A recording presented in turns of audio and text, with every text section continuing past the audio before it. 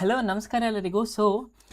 August 4ರಂದು ನಡೆದ RRB group D ಪ್ರಶ್ನೆ ಯಾವ್ಯಾವ ಟಾಪಿಕ್ ಮೇಲೆ ಏನೇನು ಕ್ವಶನ್ಸ್ ಕೇಳಿದ್ರು ಮತ್ತು ಹೊಸ ಟಾಪಿಕ್ ಯಾವ್ದು ಕೇಳಿದ್ರು ಅದನ್ನೆಲ್ಲ ನಾವು ಈ ಒಂದು ಕ್ಲಾಸ್ನಲ್ಲಿ ಡಿಸ್ಕಸ್ ಮಾಡೋಣ, ಸರಿನಾ? ಸೊ ಓವರ್ ಆಲ್ ನೋಡೋದಾದರೆ ಇವತ್ತು ಯಾವುದೇ ಥರ ಮೇಜರ್ ಟಾಪಿಕ್ಕು ರಿಪೀಟೆಡ್ ಆಗಿಲ್ಲ, ಅಂದರೆ ಹೊಸ ಟಾಪಿಕ್ ಅಂತ ಯಾವುದೂ ಬಂದಿಲ್ಲ. ಮೇಜರಾಗಿ ನಿನ್ನೆ ಏನು ಡಿಸ್ಕಸ್ ಮಾಡಿದೆ ಮತ್ತು ನಾನೇನು 15 ವೀಡಿಯೋಸಲ್ಲಿ ಡಿಸ್ಕಸ್ ಮಾಡಿದ್ದೀನಿ ಆ ಟಾಪಿಕ್ಸೇ ಬಂದಿದೆ, ಓಕೆನಾ? ಸೊ 25 ಕ್ವಶನಲ್ಲಿ ನೀವು ಆರಾಮಾಗಿ 20 ಕ್ವಶನ್ಸ್ನ ನಾನು ಏನು ಡಿಸ್ಕಸ್ ಮಾಡಿದ್ದೀನಿ ಅದರೊಳಗೆ ಸಿಗುತ್ತೆ. ಸ್ವಲ್ಪ ನೀವು ಜಾಸ್ತಿ ರಿವಿಷನ್ಸ್ ಮಾಡಿದರೆ ಡೆಫಿನೆಟ್ಲಿ ನೀವು ಮಾಡ್ಕೋಬೋದಿತ್ತು, ಓಕೆನಾ? ಸೊ ನಾನು ತೋರಿಸ್ತೀನಿ, ಮತ್ತು ಯಾರ್ಯಾರು ಇನ್ನೂ ನೋಡಿಲ್ಲ ದಯವಿಟ್ಟು 15 ಲೆಕ್ಚರ್ಸ್ನ ನೋಡ್ಕೊಂಡೋಗಿ. ಈ ವರ್ಷ ಪ್ಯಾಟರ್ನ್ ಏನು ಚೇಂಜ್ ಆಗಿಲ್ಲ, ಎಲ್ಲ ರಿಪೀಟೆಡ್ ಕ್ವಶನ್ಸೇ, ಓಕೆನಾ?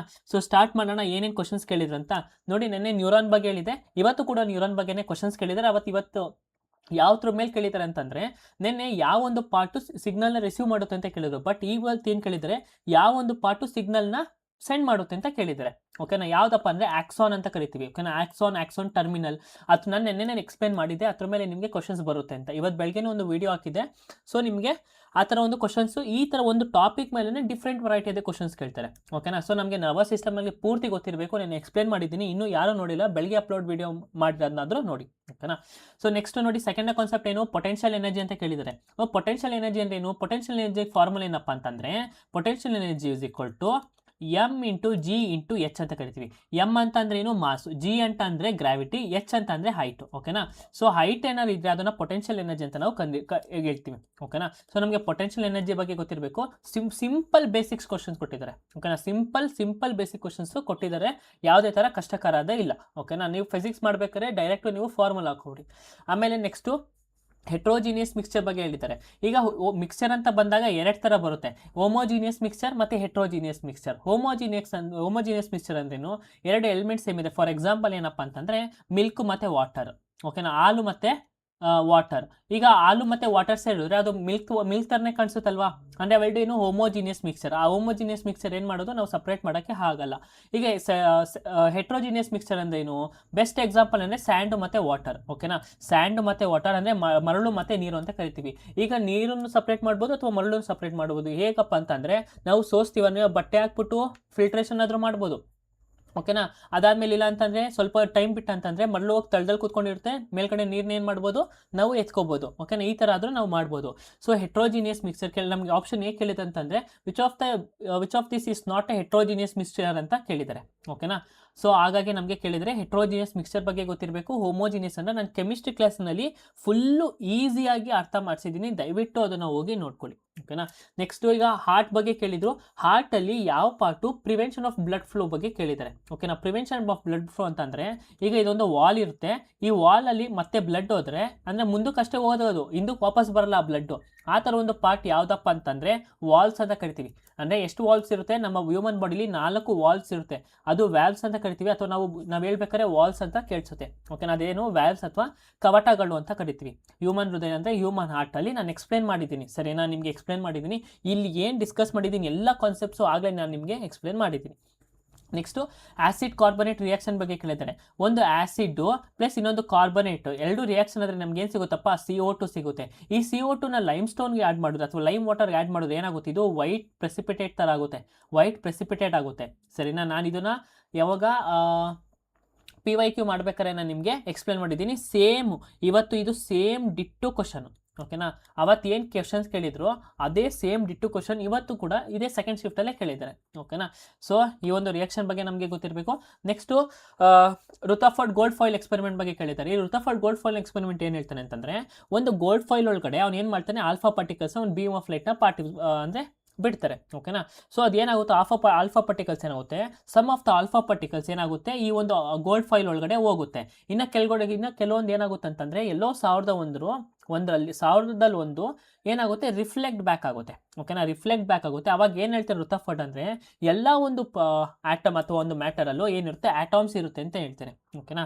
ಸೊ ಈ ಆಟಮ್ಸ್ನ ಏನಂತ ಕರೀತಾರೆ, ಅದನ್ನು ನ್ಯೂಕ್ಲಿಯಸ್ ಅಂತ ಹೇಳ್ತಾರೆ, ಸರಿನಾ? ಅದೇನಂತ ಕರೀತಾರೆ, ನ್ಯೂಕ್ಲಿಯಸ್ ಅಂತ ಹೇಳ್ತಾರೆ. ಅದಾದಮೇಲೆ ರುಥರ್ಫರ್ಡ್ ಏನು ಡಿಸ್ಕವರ್ ಮಾಡಿದ್ದಾರೆ, ಜೆ ಥಾಮ್ಸನ್ ಏನು ಡಿಸ್ಕವರ್ ಮಾಡಿದ್ದಾರೆ, ಇದ್ರ ಬಗ್ಗೆ ನಮಗೆ ಗೊತ್ತಿರಬೇಕು. ಹಾಗಾದರೆ ಕಮೆಂಟಲ್ಲಿ ತಿಳಿಸಿ, ಎಲೆಕ್ಟ್ರಾನ್ ಡಿಸ್ಕವರ್ ಮಾಡಿದವ್ರು ಯಾರು, ಪ್ರೋಟಾನ್ ಡಿಸ್ಕವರ್ ಮಾಡಿದವ್ರು ಯಾರು, ಆಮೇಲೆ ನ್ಯೂಕ್ಲಿಯಸ್ನ ಡಿಸ್ಕವರ್ ಮಾಡಿದವ್ರು ಯಾರು? ಎಲೆಕ್ಟ್ರಾನ್ ಅಂದರೆ ನೆಗೆಟಿವ್ಲಿ ಚಾರ್ಜು, ಪ್ರೋಟಾನ್ ಅಂದರೆ ಪಾಸಿಟಿವ್ಲಿ ಚಾರ್ಜು. ನ್ಯೂಟ್ರಾನ್ ಅಂದರೆ ಏನು? ನ್ಯೂಟ್ರಾನ್ ಅಂತಂದರೆ ನ್ಯೂಟ್ರಲ್ ಚಾರ್ಜ್ ಅಂದರೆ ಝೀರೋ ಇರುತ್ತೆ, ಪ್ಲಸ್ಸು ಅಲ್ಲ ಮೈನಸ್ಸು ಅಲ್ಲ. ಓಕೆನಾ. ಸೊ ನಮ್ಗೆ ಇದ್ರ ಬಗ್ಗೆ ಗೊತ್ತಿರಬೇಕು. ರುತರ್ಫರ್ಡ್ ಗೋಲ್ಡ್ ಫಾಯಿಲ್ ಎಕ್ಸ್ಪೆರಿಮೆಂಟ್ ಯಾವುದೇ ಎಕ್ಸಾಮ್ ಇರಲಿ, ರುತರ್ಫರ್ಡ್ ಬಗ್ಗೆ ಕ್ವಶನ್ ಇಲ್ಲದೆ ಆ ಒಂದು ಎಕ್ಸಾಮ್ ಇರೋದೇ ಇಲ್ಲ. ಓಕೆನಾ. ಅದು ಎಸ್ಪೆಷಲ್ ಸೆಂಟ್ರಲ್ ಗೌರ್ಮೆಂಟ್ ಎಕ್ಸಾಮ್ ಬೇಕಾರೆ. ಇನ್ನು ನೆಕ್ಸ್ಟು ಕಾನ್ಕೇವ್ ಲೆನ್ಸ್ ಮ್ಯಾಗ್ನಿಫಿಕೇಶನ್ ಬಗ್ಗೆ ಕೇಳಿದರೆ, ನಾನು ನಿನ್ನೆ ನಿಮ್ಮ ಫಾರ್ಮುಲಾ ಕೊಟ್ಟಿದ್ದೆ. ಮ್ಯಾಗ್ನಿಫಿಕೇಶನ್ ಆಫ್ ಲೆನ್ಸ್ ಇದ್ದಾಗ m=v/u ಅಂತ ನಾವು ಕರಿತೀವಿ. ಓಕೆನಾ. ಸಿಂಪಲ್ ಬೇಸಿಕ್ ಫಾರ್ಮುಲಾ ಯೂಸ್ ಮಾಡಿದ್ರೆ ನಾವು ಆನ್ಸರ್ನ ತಗೋಬೋದು. ಈಗ ನೆಕ್ಸ್ಟು ಬ್ಲಡ್ ಬಗ್ಗೆ ಕೇಳಿದರೆ, ಬ್ಲಡ್ ಕಾಂಪೊನೆಂಟ್ಸ್ ಬಗ್ಗೆ ಕೇಳಿದರೆ, ನಮಗೆ ಬ್ಲಡ್ಡಲ್ಲಿ ಏನೇನು ಇರುತ್ತೆ, ಒಂದು ಪ್ಲಾಸ್ಮಾ ಇರುತ್ತೆ, ಅದಾದಮೇಲೆ RBCs ಇರುತ್ತೆ, ಆಮೇಲೆ ಪ್ಲೇಟೆಟ್ಸ್ ಇರುತ್ತೆ, WBCs ಇರುತ್ತೆ. ಈಗ ಈ ವರ್ಷ ಈ ಸಲ ನಮಗೆ WBC ಮೇಲೆ ಕ್ವಶನ್ ಕೇಳಿದರೆ, ನಾಳೆ ನೋಡ್ಕೊಳ್ಳಿ RBC ಮೇಲೆ ಕ್ವಶನ್ಸ್ ಕೇಳ್ತಾರೆ ಅಥವಾ ಹಿಮೋಗ್ಲೋಬಿನ್ ಮೇಲೆ ಕ್ವಶನ್ ಕೇಳ್ತಾರೆ. ಓಕೆನಾ. ಅದಿಲ್ಲ ಅಂತಂದರೆ ನೆಕ್ಸ್ಟ್ ನಮಗೆ ಪ್ಲೇಟೆಟ್ಸ್ ಇವತ್ತು ಕೇಳಿದ್ದಾರೆ. ಸರಿನಾ. ಸೊ ನಮಗೆ ಬ್ಲಡ್ಡಲ್ಲಿ ಗೊತ್ತಿರಬೇಕು. ಹಾಗಾದರೆ ನಮ್ಮ ಬ್ಲಡ್ ನೋಡಿದ್ರೆ 100% ನಮ್ಮ ಬಾಡಿಲಿ ಬ್ಲಡ್ ಇತ್ತು ಅಂತಂದರೆ ಎಷ್ಟು ಪರ್ಸೆಂಟ್ RBCs ಇರುತ್ತೆ? 44% RBC ಇರುತ್ತೆ. ಹಾಗಾದರೆ ಮಿಕ್ಕಿದೆ 1% ಏನಿರುತ್ತೆ? 1% WBC ಮತ್ತು ಇನ್ನೊಂದು ಏನಿರುತ್ತೆ? ಪ್ಲೇಟೆಟ್ಸ್ ಇರುತ್ತೆ. ಹಾಗಾದರೆ ಇನ್ನು 55% ಏನಿರುತ್ತಪ್ಪ ಅಂತಂದರೆ, ಇನ್ನು 55% ಪ್ಲಾಸ್ಮಾ ಇರುತ್ತೆ. ಏನಿರುತ್ತೆ? ಪ್ಲಾಸ್ಮಾ ಇರುತ್ತೆ. ಸರಿನಾ.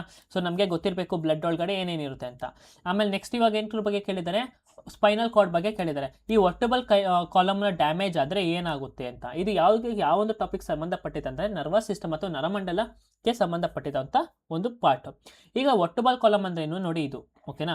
ಈ ಒಂದು ಪಾರ್ಟ್ ಏನಾದರೂ ಡ್ಯಾಮೇಜ್ ಆದರೆ ನಮ್ಗೆ ಏನು ಡ್ಯಾಮೇಜ್ ಆಗುತ್ತೆ ಅಂದರೆ ನಮ್ಮ ಸ್ಪೈನಲ್ ಕಾರ್ಡು ಡ್ಯಾಮೇಜ್ ಆಗುತ್ತೆ. ಅಂದರೆ ನಮ್ಮ ಸ್ಪೈನಲ್ ಕಾರ್ಡ್ ಅಂದರೆ ಏನು ಹೆಲ್ಪ್ ಮಾಡುತ್ತೆ? ಸೆಂಟ್ರಲ್ ನರ್ವಸ್ ಸಿಸ್ಟಮ್ಗೆ ಹೆಲ್ಪ್ ಮಾಡುತ್ತೆ. ಅಂದರೆ ಸಿಗ್ನಲ್ಸ್ ಎಲ್ಲ ಟ್ರಾನ್ಸ್ಫರ್ ಮಾಡುತ್ತಲ್ವಾ, ಇದಕ್ಕೆ ಹೆಲ್ಪ್ ಮಾಡೋದು ಯಾವುದು? ನಮ್ಮ ಸ್ಪೈನಲ್ ಕಾರ್ಡ್. ಸೊ ಇದೇನೋ ಡ್ಯಾಮೇಜ್ ಆದರೆ ಏನಾಗುತ್ತೆ? ನಮ್ಮ ಸ್ಪೈನಲ್ ಕಾರ್ಡೇ ಡ್ಯಾಮೇಜ್ ಆಗುತ್ತೆ. ಓಕೆನಾ. ನಮಗೆ ಇದು ಗೊತ್ತಿರಬೇಕು. ನಾನು ಎಕ್ಸ್ಪ್ಲೇನ್ ಮಾಡಿದ್ದೀನಿ. ಇನ್ನು ಯಾರಾದರೂ ನೋಡಿಲ್ಲ ಅಂದರೆ ದಯವಿಟ್ಟು ಅದನ್ನು ನೋಡಿ. ಈಗ ನೆಕ್ಸ್ಟ್ ಏನಪ್ಪ ಅಂದರೆ, ನಾನು ಹೇಳಿದೆ ಅಲ್ವಾ ನಿನ್ನೆ ಎಥನಾಲ್ ಬಗ್ಗೆ ಒಂದು ಕ್ವಶನ್ ನಾನು ಹೇಳಿದ್ದೀನಿ ನಿಮಗೆ. ಎಥನಾಲ್ ಬಗ್ಗೆ ಕ್ವಶನ್ಸ್ ಇದ್ದೇ ಇರುತ್ತೆ ಅಂತ. ಸೊ ಇವತ್ತೇನು ಹೇಳಿದ್ದಾರೆ? ಎಥನಾಲ್ ಕಂಬಷನ್ ಬಗ್ಗೆ ಕೇಳಿದ್ದಾರೆ. ಈಗ ಒಂದು ಎಥನಾಲು ಕಂಬಸ್ ಅಂದರೆ ಆಕ್ಸಿಜನ್ ಅಂದರೆ ಏರ್ ಜೊತೆಗೆ ಏನಾದರೂ ಬರ್ನ್ ಮಾಡಿದ್ರೆ ನಮಗೆ ಪ್ರಾಡಕ್ಟ್ ಏನು ಸಿಗುತ್ತೆ ಅಂತ ಕೇಳಿದ್ದಾರೆ. ಈಗ 1 ಮೋಲ್ ಆಫ್ ಎಥನಾಲ್ನ ಫಾರ್ಮುಲಾ ಏನಪ್ಪ ಅಂತಂದರೆ C2H5OH. ಇದನ್ನ ಯಾವ ಥರ ಏರ್ ಜೊತೆ ಬರ್ನ್ ಮಾಡ್ತಾರೆ? ಏರಲ್ಲಿ ಏನಿರುತ್ತೆ? O2 ಇರುತ್ತೆ. ಓಕೆನಾ. ಆಕ್ಸಿಜನ್ ಜೊತೆ ಬರ್ನ್ ಆದರೆ ನಮ್ಗೆ ಏನು ಸಿಗುತ್ತೆ ಅಂತಂದರೆ 2 ಮೋಲ್ ಆಫ್ ಆಕ್ಸಿಜನ್ ಅಂದರೆ ಕಾರ್ಬನ್ ಡೈಆಕ್ಸೈಡ್ ಪ್ಲಸ್ 3 ಮೋಲ್ ಅಂತಂದರೆ 3 ಮೋಲ್ಸ್ ಆಫ್, ನಾವು ಆ ಒಂದು ವೆಯ್ಟ್ನ ಮೋಲಲ್ಲಿ ಅಂತ ಮೆಜರ್ ಮಾಡ್ತೀವಿ. ಓಕೆನಾ. 3 ಮೋಲ್ಸ್ ಆಫ್ H2 ವಾಟರ್ ಅಂತ ಕರಿತೀವಿ. ಓಕೆನಾ. ನಮಗೆ ಇದು ಗೊತ್ತಿರಬೇಕು. ಎಥನಾಲಿಂದ ನಮಗೆ ಪಕ್ಕ ಕ್ವಶನ್ಸ್ ಬಂದೇ ಬರುತ್ತೆ. ಹಾಗಾದರೆ ಎಥನಾಲ್ನ ಎಲ್ಲೆಲ್ಲಿ ಯೂಸ್ ಮಾಡ್ತೀವಪ್ಪ? ನಾವು ಸ್ಯಾನಿಟೈಸರ್ ಆಗಿರ್ಬೋದು, ಮೆಡಿಸನಲ್ಲಿ ಆಗಿರ್ಬೋದು, ಮತ್ತು ಸಿರಾಪ್ಸ್ಗಳಾಗಿರ್ಬೋದು, ಇದ್ರೊಳಗೆಲ್ಲ ನಾವು ಎಥನಾಲ್ನ ಯೂಸ್ ಮಾಡ್ತೀವಿ. ಫ್ಯೂಯಲ್ಗಳಾಗಿರ್ಬೋದು ಅದ್ರಲ್ಲಿ ಯೂಸ್ ಮಾಡ್ತೀವಿ. ನಮಗೆ ಇದು ಇಂಪಾರ್ಟೆಂಟ್ ಎಥನಾಲ್. ಆಮೇಲೆ ಎಲೆಕ್ಟ್ರಿಕ್ ಮೋಟರ್ ಬಗ್ಗೆ ಕೇಳಿದ್ದಾರೆ.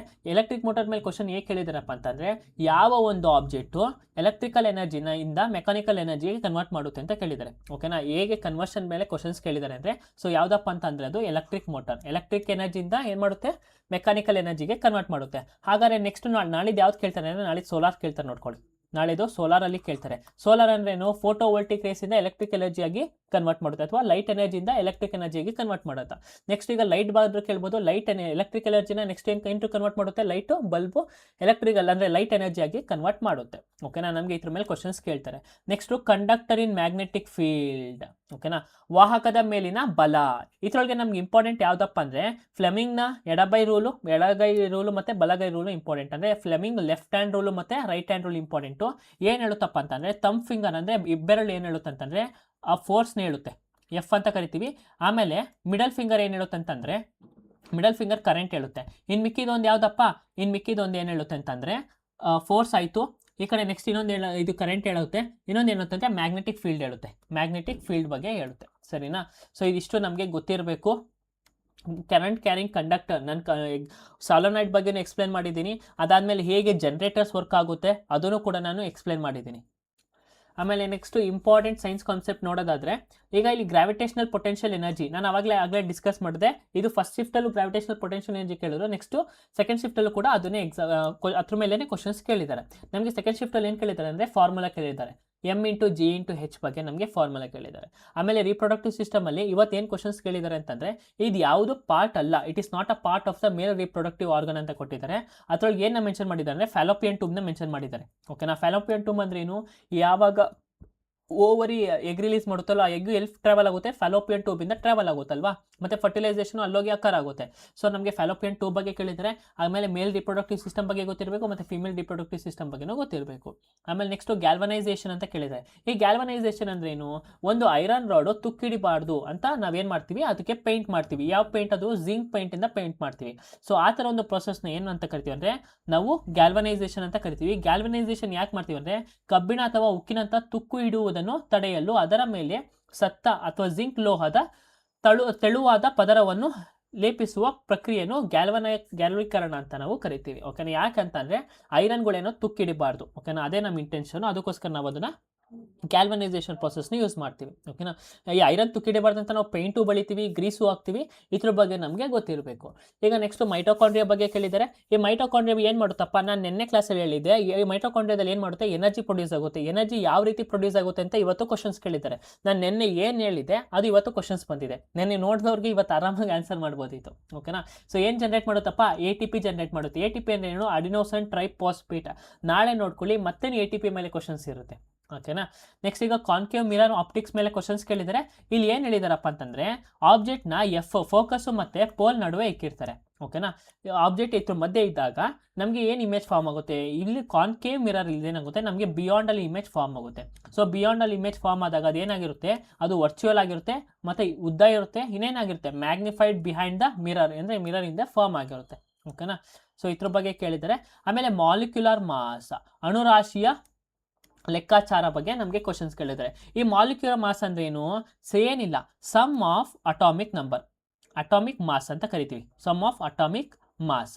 ಸೊ ಫಾರ್ ಎಕ್ಸಾಂಪಲ್ ಇವಾಗ H2O ಬಗ್ಗೆ ಕೇಳಿದರೆ, H ಎಷ್ಟೈತೆ, H 2 ಐತೆ, H+H ಅಂತ ಕರಿತೀವಿ, ಪ್ಲಸ್ ನಮಗೆ O ಐತೆ. ಈ ಮೂರನ್ನು ಅಟಾಮಿಕ್ ಮಾಸ್ ಕಂಡಿಟ್ಕೊಬಿಟ್ರೆ Hನ ಅಟಾಮಿಕ್ ನಂಬರ್ ಎಷ್ಟಪ್ಪ, 1 ಅಂತ ಕರಿತೀವಿ, ಇದನ್ನು 1 ಅಂತ ಕರಿತೀವಿ. ನೆಕ್ಸ್ಟು ಇದು ಎಷ್ಟೈತಪ್ಪ ಅಂದರೆ 16 ಯೂನಿಟ್. ಓಕೆನಾ, ಸೊ 16 U ಅಂತ ಕರಿತೀವಿ. ಸೊ ಇದು ಎಷ್ಟು ಆ್ಯಡ್ ಮಾಡಿದ್ರೆ ಎಷ್ಟು, 18. At molecular mass of H2O ಏನಪ್ಪ ಅಂದರೆ 18 ಅಂತ ಕರಿತೀವಿ. ಓಕೆನಾ, ಸಿಂಪಲ್ಲು.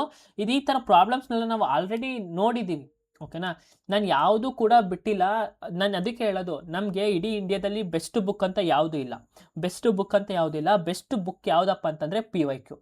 ನಾವು PYQನ ಅರ್ಥ ಮಾಡ್ಕೊಂಡು ಅಲ್ಲಿ ಏನು ಕೇಳ್ತಿದ್ರು ಆ ಕಾನ್ಸೆಪ್ಟ್ಸ್ನ ಓದ್ಕೊಂಡ್ರೆ ನಮಗೆ ಡೆಫಿನೆಟ್ಲಿ ನಮಗೆ ಹೈಯೆಸ್ಟ್ ಮಾರ್ಕ್ಸ್ನ ನಾವು ಔಟ್ ಆಫ್ ಮಾರ್ಕ್ಸ್ನ ತೆಗಿಬೋದು.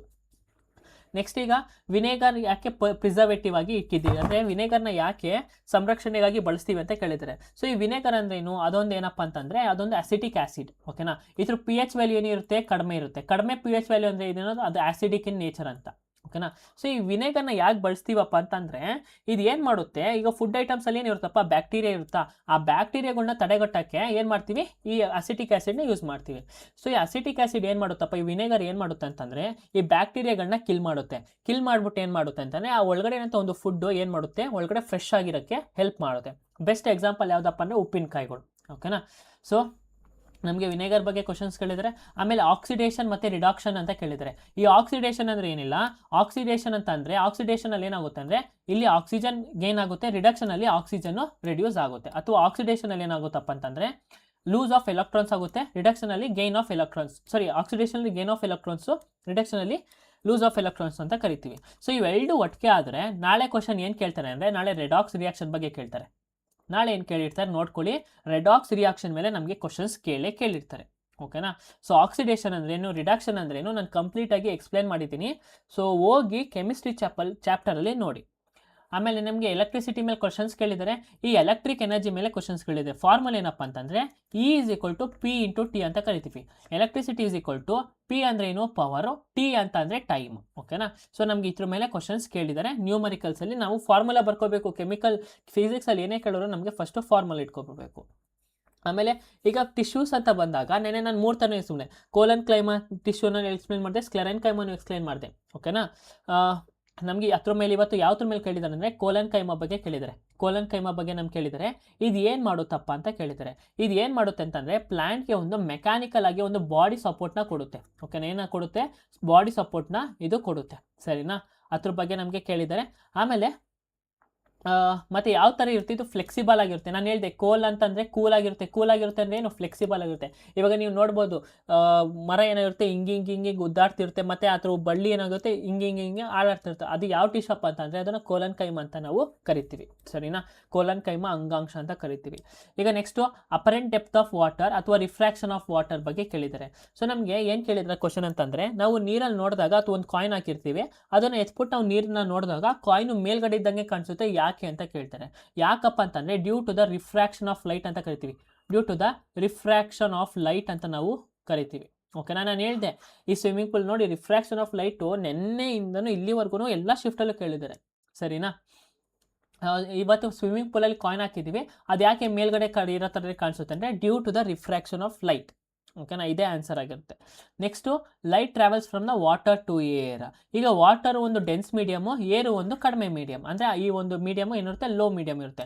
ಸೊ ಅಂಥ ಟೈಮಲ್ಲಿ ಲೈಟು ವಾಟರಿಂದ ಏರಿಗೆ ಬರ್ತಿದ್ದಾಗ ಏನಾಗುತ್ತೆ, ಈ ಒಂದು ರಿಫ್ರಾಕ್ಟಿವ್ ಇಂಡೆಕ್ಸ್ ಇರುತ್ತಲ್ವ ಅದೇನಿರುತ್ತೆ, it is away from the normal. ಓಕೆನಾ, ನಾರ್ಮಲಿಂದ ಏನಿರುತ್ತೆ ದೂರ ಇರುತ್ತೆ. ಇನ್ ಕೇಸ್ ಏನಾದರೂ ಅದು ಏರಿಂದ ವಾಟರ್ಗೆ ಬರ್ತಿದ್ರೆ it will be towards from the, ಅಂದರೆ ನಾರ್ಮಲ್ಗೆ ಏನಿರುತ್ತೆ ಹತ್ರ ಇರುತ್ತೆ. ಓಕೆನಾ, ನಾರ್ಮಲ್ಗೆ ಹತ್ರ ಇರುತ್ತೆ. ಸೊ ನಮಗೆ ಇದು ಗೊತ್ತಿರಬೇಕು, ರಿಫ್ರಾಕ್ಟಿವ್ ಇಂಡೆಕ್ಸ್ ಬಗ್ಗೆ ನಮಗೆ ಗೊತ್ತಿರಬೇಕು. ಸೊ ಏನಂತಂದರೆ ಹೈ ಮೀಡಿಯಮ್ ಟು ಲೋ ಮೀಡಿಯಮ್ಗೆ ಹೋದರೆ ಇದೇನಿರುತ್ತೆ ನಾರ್ಮಲಿಂದ ದೂರ ಇರುತ್ತೆ. ನೋಡಿ ಈ ಥರ, ಇದು ನಾರ್ಮಲ್ ಅಲ್ವಾ, ಇದರಿಂದ ದೂರ ಇರುತ್ತೆ. ಇನ್ ಕೇಸ್ ಏನಾದರೂ ಲೋ ಟು ಹೈಯಿಂದ ಬಂದರೆ, ಇಲ್ಲಿಂದ ಇಲ್ಲಿ ಬಂದರೆ ಏನಾಗುತ್ತೆ ಅದು ಹತ್ರ ಇರುತ್ತೆ. ನಾರ್ಮಲ್ಗೆ ಏನಿರುತ್ತೆ ಅದು ರಿಫ್ರಾಕ್ಟಿವ್ ಇಂಡೆಕ್ಸ್ ಅಥವಾ ರಿಫ್ರಾಕ್ಟೆಡ್ ರೇ ಹತ್ರ ಇರುತ್ತೆ, ಅದಕ್ಕೆ ನಾರ್ಮಲ್ಗೆ. ಓಕೆನಾ, ಸೊ ನಮಗೆ ಇದು ಗೊತ್ತಿರಬೇಕು. ನೆಕ್ಸ್ಟ್ ಈಗ ಬಾಡಿ ಅಂತ ಬಂದಾಗ ನಮ್ಮ ಸ್ಟಮಕಲ್ಲಿ ಒಂದು ಎನ್ಸೈಮ್ಸ್ ಇರುತ್ತೆ, ಅದನ್ನು ಏನಂತ ಕೇಳಿದ್ದಾರೆ, ಅದನ್ನು ಪ್ರೋಟೀನ್ನ ಬ್ರೇಕ್ ಡೌನ್ ಮಾಡೋಕ್ಕೆ ಯಾವ ಎನ್ಸೈಮ್ ಬಳಸ್ತೀವಿ ಅಂತ ಕೇಳಿದ್ದಾರೆ. ಸೊ ನಾವು ಪೆಪ್ಸಿನ್ ಅಂತ ಕರಿತೀವಿ, ಪೆಪ್ಸಿನ್ ಎನ್ಸೈಮ್ಸ್ ಅಂತ ಕರಿತೀವಿ. ಅದ್ರ ಬಗ್ಗೆ ನಮಗೆ ಕೇಳಿದರೆ. ಸ್ಟಮಕ್ ಬಗ್ಗೆ, ಹ್ಯೂಮನ್ ಬಾಡಿ ಬಗ್ಗೆ ನಾನು ಏನು ಎಕ್ಸ್ಪ್ಲೇನ್ ಮಾಡೋಲ್ಲ, ಯಾಕಂದರೆ ಇದು ನಮ್ಮ ಬಾಡಿ, ಹ್ಯೂಮನ್ ಬಾಡಿ ಅಂದರೆ ನಮಗೆಲ್ಲನೂ ಗೊತ್ತಿರಬೇಕು ಅದ್ರ ಬಗ್ಗೆ. ಆಮೇಲೆ ನೆಕ್ಸ್ಟ್ ಈಗ ನ್ಯೂಟನ್ನಲ್ಲಿ ಯಾವ ಲಾ ಕೇಳಿದರೆ, ಇವತ್ತು ಲಾ ಆಫ್ ಇನರ್ಷಿಯಾ ಅಂತ ಕೇಳಿದ್ದಾರೆ. ಈ ಲಾ ಆಫ್ ಇನರ್ಷಿಯಾ ಏನು ಹೇಳುತ್ತೆ, ಒಂದು ಆಬ್ಜೆಕ್ಟ್ ಯಾವಾಗಲೂ ಅಥವಾ ರೆಸ್ಟಲ್ಲಿ ಇರುತ್ತೆ, ಆ ಆಬ್ಜೆಕ್ಟ್ ಯಾವಾಗ ತನ್ನ ಮೋಷನ್ ಆಗುತ್ತೋ ಅಥವಾ ತನ್ನ ಇದನ್ನು ಚೇಂಜ್ ಮಾಡುತ್ತೆ ಅಂತಂದರೆ ಅದ್ರ ಮೇಲೆ ಏನಾದರೂ ನಾವು ಫೋರ್ಸ್ನ ಹಾಕ್ದಾಗ ಮಾತ್ರ ಆ ಥರ ಒಂದು ಪೊಸಿಷನು ಚೇಂಜ್ ಆಗುತ್ತೆ ಅಂತ ಹೇಳ್ತಾರೆ. ಇದನ್ನು ಯಾರು ಹೇಳುತ್ತಂದರೆ Newton first law of motion ಅಂತ ಕೇಳ್ತೀವಿ.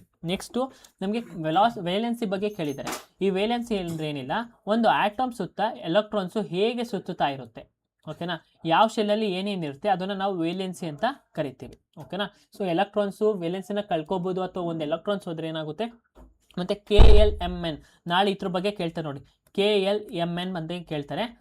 ಓಕೆನಾ, ಬೋರ್ಸ್ ಮಾಡೆಲ್ ಅಂತ ಅದ್ರ ಬಗ್ಗೆ ಕೇಳ್ತಾರೆ. KLMN ಶೆಲ್ ಬಗ್ಗೆ ನಾಳೆ ನಿಮಗೆ ಕ್ವಶನ್ಸ್ ಇದ್ದೇ ಇರುತ್ತೆ, ಸರಿನಾ. ಆಮೇಲೆ ನೆಕ್ಸ್ಟು ರಿಯಾಕ್ಷನ್ ಬಗ್ಗೆ ಹೇಳಿದ್ರು. ನಾನು ನೆನ್ನೆ ಹೇಳಿಲ್ವಾ, ಡಿಸ್ಪ್ಲೇಸ್ಮೆಂಟು ಡಬಲ್ ಡಿಸ್ಪ್ಲೇಸ್ಮೆಂಟ್ ರಿಯಾಕ್ಷನ್ ಬಗ್ಗೆ ನಿಮಗೆ ಕೇಳ್ತಾರೆ ಅಂತ. ನೋಡಿ, ಇವತ್ತು ಡಬಲ್ ಡಿಸ್ಪ್ಲೇಸ್ಮೆಂಟು ಮತ್ತು ಡಿಸ್ಪ್ಲೇಸ್ಮೆಂಟ್ ರಿಯಾಕ್ಷನು ಎರಡೂ ಮೇಲೂ ಕೂಡ ನಿಮಗೆ ಕ್ವಶನ್ಸ್ ಕೇಳಿದ್ದಾರೆ, ಸರಿನಾ. ಆಮೇಲೆ ಆವ್ರೇಜ್ ಸ್ಪೀಡ್ ಫಾರ್ಮುಲಾ ನಾನು ನೆನ್ನೆ ಹೇಳಿದೆ. ಆವ್ರೇಜ್ ಸ್ಪೀಡು ಏನು, ಟೋಟಲ್ ಡಿಸ್ಟೆನ್ಸ್ ಡಿವೈಡೆಡ್ ಬೈ ಏನು, total time. Total distance divided by total time. ಓಕೆನಾ, ಸೊ ಇದಿಷ್ಟ್ರ ಮೇಲೆ ನಿಮಗೆ ಕ್ವಶನ್ಸ್ನ ಕೇಳಿದ್ದಾರೆ. ಆಮೇಲೆ ಇನ್ನೂ ನೋಡಿದ್ರೆ ವರ್ಕ್ ಡನ್ಗೆ ಫಾರ್ಮುಲಾ ಏನಪ್ಪ ಅಂತಂದರೆ, ಎಫ್ ಅಂದರೆ ಫೋರ್ಸ್ ಅಂತ ಕರಿತೀವಿ, ಅಂದರೆ ಏನು ಫೋರ್ಸ್ ಅಪ್ಲೈ ಮಾಡಿದ್ದೀವಿ, ಇಂಟು ಎಸ್ ಅಂತ ಏನಪ್ಪ ಡಿಸ್ಪ್ಲೇಸ್ಮೆಂಟ್, ಅಂದರೆ ಎಲ್ಲಿಂದ ಎಲ್ಲಿಗೆ ಮೂವ್ ಆಯಿತು, ಯಾವ ಡೈರೆಕ್ಷನ್ ಮೂವ್ ಅಂದಾಗ ಏನಾಗುತ್ತೆ ಕಾಸ್ ಥೀಟಾ. ಓಕೆನಾ, ಏನಂತ ಕರಿತೀವಿ ಅದನ್ನು ನಾವು ಕಾಸ್ ಥೀಟಾ ಅಂತ ನಾವು ಕರಿತೀವಿ. ಓಕೆ, ಇದಕ್ಕೆ ವರ್ಕ್ ಡನ್ಗೆ ಇದು ಫಾರ್ಮುಲಾ. ನಮಗೆ ವರ್ಕ್ ಡನ್ಗೆ ಫಾರ್ಮುಲಾ ಯೂಸ್ ಮಾಡಿ ನಮಗೆ ಕೇಳಿದ್ದಾರೆ. ನಾಳೆ ಏನು ಕೇಳ್ತಾರೆ ಅಂತಂದರೆ ನೋಡಿ, ಪಾಸಿಟಿವ್ ವರ್ಕು, ನೆಗೆಟಿವ್ ವರ್ಕು ಮತ್ತು ಝೀರೋ ವರ್ಕು. ಪಾಸಿಟಿವ್ ಅಂದ್ರೆ ಏನು, ನಮ್ಮ ಡೈರೆಕ್ಷನು ಮತ್ತು ಫೋರ್ಸು ಎರಡು ಒಂದೇ ಕಡೆ ಇದ್ದರೆ ಅದನ್ನು ಪಾಸಿಟಿವ್ ಅಂತ ಕರಿತೀವಿ. ನೆಗೆಟಿವ್ ಅಂದ್ರೆ ಏನು, ನಮ್ಮ ಡೈರೆಕ್ಷನ್ ನಮ್ಮ ಫೋರ್ಸೇ ಬೇರೆ ಕಡೆ ಆಗ್ತಿದ್ವಿ, ಬಟ್ ಇಲ್ಲಿ ಏನಾಗ್ತಿದೆ ಫಿಕ್ಷನಲ್ ಫೋರ್ಸ್ ಅಪ್ಲೈ ಆಗ್ತಿದೆ, ಅವಾಗ ಏನಾಗುತ್ತೆ ನೆಗೆಟಿವ್ ವರ್ಕ್ ಕ್ರಿಯೇಟ್ ಆಗುತ್ತೆ. ಝೀರೋ ವರ್ಕ್ ಅಂದ್ರೆ ಏನು, ಆ ಝೀರೋ ವರ್ಕ್ ಅಂತಂದರೆ ಅದು ಪರ್ಪೆಂಡಿಕ್ಯುಲರ್ ಏನಾದ್ರು ಇದ್ರೆ ಅದನ್ನು ಝೀರೋ ವರ್ಕ್ ಅಂತ ಕರಿತೀವಿ. ಫಾರ್ ಎಕ್ಸಾಂಪಲ್ ಬ್ಯಾಗ್ನ ಏನಾದರೂ ನಾವು ತಲೆ ಮೇಲೆ ಇಟ್ಕೊಂಡು ಹೋಗ್ತಿದ್ರೆ ನಾವು ಅಲ್ಲಿ ಯಾವುದೇ ಥರ ಫೋರ್ಸ್ನ ಅಪ್ಲೈ ಮಾಡ್ತಾ ಇಲ್ಲ, ಅದನ್ನೇನಂತ ಕರಿತೀವಿ ನಾವು ಝೀರೋ ವರ್ಕ್ ಅಂತ ಕರಿತೀವಿ. ನಾಳೆ ಇದ್ರ ಮೇಲೆ ಕ್ವಶನ್ಸ್ ಇರುತ್ತೆ. ಆಮೇಲೆ ನೆಕ್ಸ್ಟ್ ಏನು ಕೇಳಿದರೆ, ನಿನ್ನೆ ಪ್ರಿಸಮ್ ಬಲ್ಲಿ ಕೇಳಿದ್ರು. ಓಕೆನಾ, ಪ್ರಿಸಮ್ ಬಗ್ಗೆ ಕ್ವಶನ್ಸ್ ಕೇಳಿದ್ರು. ಇವತ್ತು ಏನು ಕೇಳಿದ್ದಾರೆ ಅಂದರೆ ಡಬಲ್ ಪ್ರಿಸಮ್ ಬಗ್ಗೆ ಕೇಳಿದ್ದಾರೆ. Recombination of light. ನೋಡಿ, ಇದು ಒಂದು ಪ್ರಿಸಮ್. ಇಲ್ಲಿ ಲೈಟ್ ಬಂದಾಗ ಏನಾಗುತ್ತೆ, ಇದು ಡಿಸ್ಪರ್ಷನ್ ಆಗಿ ಈ ಥರ ರೈನ್ಬೋ ಕಲರ್ಸ್ ಆಗಿ ಡಿಸ್ಪರ್ಸ್ ಆಗುತ್ತೆ. ಈ ಡಿಸ್ಪರ್ಸ್ ಆಗುತ್ತೆ, ಇದನ್ನು ನಾವು ಸಿಂಗಲ್ ಪ್ರಿಸಮ್ ಡಿಸ್ಪರ್ಸಿಂಗ್ ಅಂತ ಕರಿತೀವಿ. ಅಥವಾ ಇವಾಗ ಏನು ಕೇಳಿದರೆ, ಇವತ್ತು ಡಬಲ್ ರೀಕಾಂಬಿನೇಷನ್ ಆಫ್ ಲೈಟ್ ಅಂತ ರಿಫ್ರಾಕ್ಟಿವ್ ಇಂಡೆಕ್ಸ್ ಬಗ್ಗೆ ಕೇಳಿದ್ದಾರೆ. ಈ ಒಂದು ಪ್ರಿಸಮ್ನ ನಾವು ಉಲ್ಟಾ ಮಾಡಿ ಪ್ಲೇಸ್ ಮಾಡ್ತೀವಿ. ಓಕೆನಾ, ಯಾವಾಗ ಈ ಲೈಟು ಡಿಸ್ಪರ್ಸ್ ಆಗಿ ನೆಕ್ಸ್ಟು ಈ ಒಂದು ಪ್ರಿಸಮ್ಗೆ ಹೋಗ್ಬಿಟ್ಟು ರಿಫ್ರಾಕ್ಟ್ ಆಗುತ್ತೋ ಅವಾಗ ನೆಕ್ಸ್ಟ್ ಏನು ಫಾರ್ಮ್ ಆಗುತ್ತೆ ಅಂದರೆ, ಇಲ್ಲಿ ಏನು ಲೈಟ್ ಫಾರ್ಮ್ ಆಗಿದೆ ಅಲ್ಲ ಅದೇ ಲೈಟು ಇಲ್ಲೂ ಫಾರ್ಮ್ ಆಗುತ್ತೆ. ಓಕೆನಾ. ಯಾಕೆ ಇಲ್ಲಿ ಪ್ರಿಸಮ್ ಇನ್ನೊಂದು ಪ್ರಿಸಮ್ ಏನು ಮಾಡಿದ್ದೀವಿ, ಉಲ್ಟಾ ಇಕ್ಕಿದ್ದೀವಿ. ಸೊ ಇದನ್ನು ನಾವೇನಂತ ಕರಿತೀವಿ ಅಂದರೆ ಡಬಲ್ ಪ್ರಿಸಮ್ ಎಕ್ಸ್ಪೆರಿಮೆಂಟ್ ಅಥವಾ ರೀಕಾಂಬಿನೇಷನ್ ಆಫ್ ಲೈಟ್ ಅಂತ ಕರಿತೀವಿ. ಓಕೆನಾ. ಸೊ ಇದ್ರ ಬಗ್ಗೆ ನಮಗೆ ಇನ್ಫಾರ್ಮೇಷನ್ ಅಥವಾ ಇರಬೇಕು. ನ್ಯೂ ಟಾಪಿಕ್ ಅಂದರೆ ಇದೇ ನ್ಯೂ ಟಾಪಿಕ್ಕು. ನಾವು ಇದು PYQ ಎಲ್ಲೂ ಕೂಡ ನೋಡಿರ್ಲಿಲ್ಲ, ಸರಿನಾ. ಸೊ ಗ್ಲಾಸ್ ಇಲ್ಲಿ ನಾನು ಎಕ್ಸ್ಪ್ಲನೇಷನ್ ಹಾಕಿದ್ದೀನಿ, ನೀವು ವಿಡಿಯೋ ಪಾಸ್ ಮಾಡಿಕೊಂಡು ಓದ್ಕೋಬೋದು. ನೆಕ್ಸ್ಟು ಸೌಂಡು ಮತ್ತು ಮೀಡಿಯಮ್ ಬಗ್ಗೆ ಕೇಳಿದರೆ, ಸೌಂಡ್ ಒಂದು ಏನದು ಮೆಕ್ಯಾನಿಕಲ್ ವೇವ್ ಅಂತ ಕರಿತೀವಿ. ಓಕೆನಾ. ಅದಕ್ಕೇನು ಬೇಕು, ಮೆಟೀರಿಯಲ್ ಬೇಕು. ಸೌಂಡ್ ಯಾವಾಗ ಪ್ರೊಡ್ಯೂಸ್ ಆಗುತ್ತೆ ಅಂದರೆ ವೈಬ್ರೇಷನ್ ಯಾವಾಗ ಜಾಸ್ತಿ ಆಗುತ್ತೆ ಆವಾಗ ನಮಗೆ ಸೌಂಡು ಜಾಸ್ತಿ ಕೇಳಿಸುತ್ತೆ. ಮತ್ತು ನಮಗೆ ಫ್ರೀಕ್ವೆನ್ಸಿ ಬಗ್ಗೆ ಗೊತ್ತಿರಬೇಕು, ಆ್ಯಂಪ್ಲಿಟ್ಯೂಡ್ ಬಗ್ಗೆ ಗೊತ್ತಿರಬೇಕು. ಅದಾದಮೇಲೆ ವೇವ್ ಲೆಂತ್ ಅಂದ್ರೇನು ನೋಡಿ, ಎರಡು ವೇವ್ಗಳನ್ನು ಮಾಡುವೆ ಈ ಒಂದು ಲೆಂತ್ನ ಏನಂತ ಕರಿತೀವಿ ಅಂದರೆ ವೇವ್ ಲೆಂತ್ ಅಂತ ನಾವು ಕರಿತೇವೆ. ಓಕೆನಾ.